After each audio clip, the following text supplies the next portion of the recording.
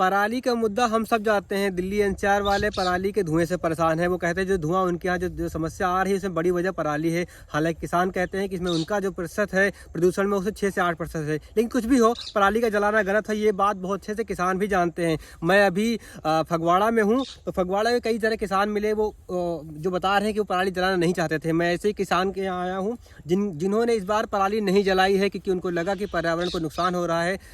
दिल्ली हो या कोई भी शहर हो, कि सबको नुकसान है, उनको तक नुकसान हो रहा है। लेकिन इसके पीछे की वजह क्या है, क्यों वो ऐसा करते हैं, और जब उन्होंने पराली नहीं जलाई तो क्या संकट आया है, वो ही दिखा रहे हैं। एक किसान का एक खेत है, दो लोग हमारे सामने हैं, वो बता रहे हैं कि क्या उनको दिक्कत आई। सर आप बता रहे थे क्या समस्या आई, आपको बताइए सर। ठीक है, मैं रोक लें जरा, जैसे ये जमा ही नहीं, जैसे पंजाबी में कहते हैं, ये जमया नहीं है, यही समस्या आई है ना। जहाँ फूस पड़ा है, जहाँ फूस पड़ा है जमा नहीं है। देखो ना भैया, देखो ना, अभी के सामने ही है, ये देखो। तो क्या जो हैप्पी सीडर या सुपर सीडर देखो जी, हैप्पी सीडर से बजाया था, हैप्पी सीडर से बिजाई किया, मोल बिजाई किया। 2000 रुपया 2200 रुपया खेत का बिजाई करते हैं। 2200 रुपया मोल बिजाया है अपना ट्रैक्टर, 2200 रुपये किलो। हाँ, 2200 रुपया पर मोल बिजाई किया कि चलो पराली खेत में ऐसे हो जाए, दफन हो जाए बीच में ही। लेकिन देखो कणक भी नहीं जमे और उल्टा पैसा भी दिया, अपना मशीनरी घर पे खड़ा है सारा कुछ। तो 2200 रुपये पर एकड़ पर किल्ला इन्होंने दिया, इसलिए हैप्पी सीडर को, ताकि इनके यहाँ बिजाई हो सके, पराली ना जलाना पड़े। पराली नहीं जलाई, लेकिन जो 4-5 एकड़ इनका अलग सा खेत है उसमें इस बार जर्मिनेशन नहीं हो पाया। मजबूरी में अभी भाई साहब मुझे बता रहे थे कि उनको देखिए, आप इधर बाकी आप इधर देखेंगे लाइन से बुआई हो पड़ी है, और इस साइड में देखिए इनको रोटावेटर चलाना पड़ा दोबारा से, जब उनको लगा कि जर्मिनेशन नहीं हो पाया। तो पूरा खेत का जो तारतम्य है वो बिगड़ गया। यही हो रहा है इनके साथ कि जब वो जर्मिनेशन सही से नहीं आ पा रहा है। ये कितना बड़े, मतलब ये इस तरह का नुकसान कितने बड़े पैमाने पे, और जो क्या ये मशीनें हैप्पी सीडर, सुपर सीडर, ये सब काम की नहीं है। नहीं, हम दोनों भाई है, हमने कम से कम 10-15 किला और रूटावेटर से, हैप्पी सीडर से बिजाई किया, सुपर सीडर से, लेकिन वो खराब हो गया। जो रूटावेटर से बिजाई किया, कुछ ना कुछ जला दिया। देखो पराली जलाने से तो हमको भी पता कि धुआं होता है, नुकसान है हमारा, लेकिन हमारा अपना फसल खराब हो जाता है। हैप्पी सीडर हमको उतना अच्छा नहीं लगा। हमारा फूस का अरेंजमेंट हो जाए, हमको जो हम रीपर से, रूटावेटर से बीजते हैं, हमको यही अच्छा लगता है। हमारा तो फूस का हल होना चाहिए। जिस खेत में हैप्पी सीडर से बिजाई किया, जिधर पराली ज्यादा दिखाई दिया, वो फिर इकट्ठा करके आग लगी, आग लगा के फिर उसके ऊपर रूटावेटर से काम की बिजाई किया, उसके ऊपर दोबारा।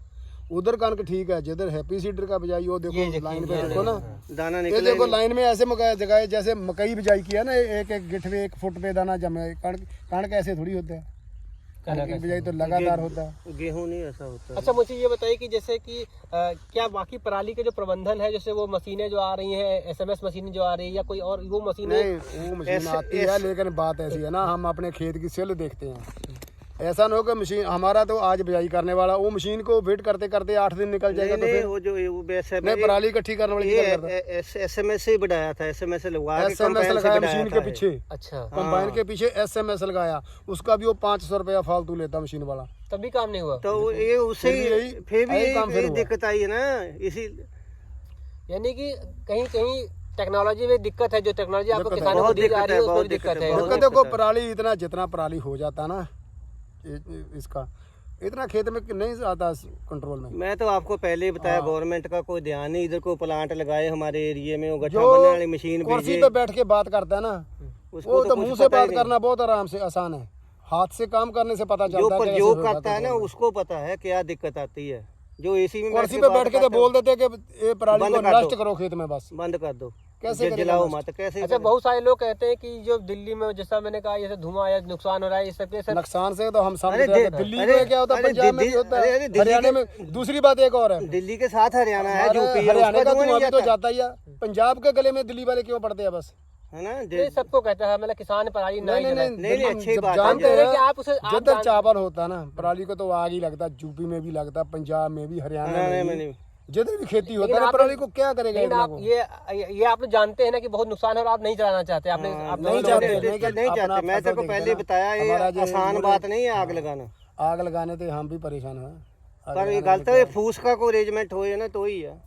ये लोग एक भी अभी हमने ऑफ द रिकॉर्ड में भी यही बता रहे थे कि जब मैं वैसे कैमरे पीछे बात कर रहा था किस तरह से पिछले 2-3 सालों से इनका नुकसान हो रहा है। इस बार जो धान है, जीरी जो है, जो पर किल्ला 22 से 25 कुंटल निकलता था, वो 7 कुंटल से लेकर 15 कुंटल तक निकला है, यानी कि कहीं के 30% तो कहीं 75% तक का नुकसान है।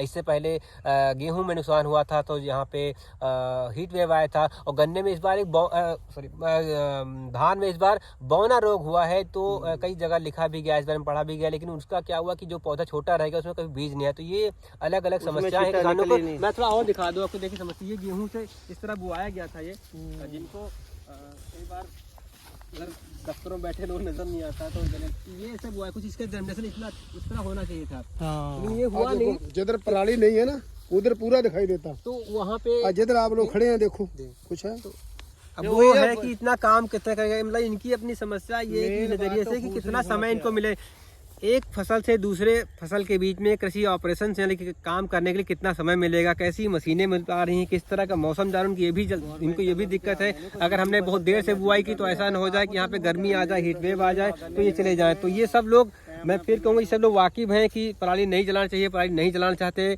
बहुत सारे लोगों ने इस बार नहीं भी जलाई है, पहले भी नहीं जलाई होगी, कुछ जलाई कुछ नहीं जलाई, तो इनकार तो कोई कर नहीं सकता कि नहीं है। लेकिन बहुत बड़े पैमाने पे किसान वो भी रहे जिन्होंने नहीं जलाई, लेकिन नहीं जलाई तो उनके सामने एक संकट है कि उनके यहाँ बुआई जो उनके जो जर्मिनेशन है, यानी कि जो अंकुरण हुआ वो सही से नहीं हो पाया, इसलिए वो परेशान है। तो न्यूज़ पोर्टली की यात्रा जो है जारी है। अभी मैं पंजाब में हूँ, कई ज़िलों में गया हूँ, और जो इस पूरा मौसम का जो चक्र है, जो किस तरह से किसान परेशान हो रहे हैं, कहाँ जाने वाले हैं, इन सबको मैं अपनी मौसम बेमौसम जो सीरीज़ है हमारी, जो खास सीरीज़ है जिसमें मैं क्लाइमेट चेंज, उसके इम्पैक्ट की खेती पे उनको बात करता हूँ सरल सिंपल शब्दों में, मैं इसमें आपको दिखाऊँगा। इसलिए मैंने यूपी, पंजाब और हरियाणा के कई ज़िलों की यात्रा की है, सैकड़ों किसानों से बात की है कि उनके ऊपर मौसम का क्या असर पड़ा है। बने रहिए न्यूज़ पोर्टली के साथ। अगर आपको कुछ अच्छा लगता है, कुछ शिकायत है हमसे, कोई सुझाव है हमारे, तो हमें ज़रूर बताएं, लेकिन देखते रहिए ताकि हम भी आपके लिए अच्छा काम करते रहें।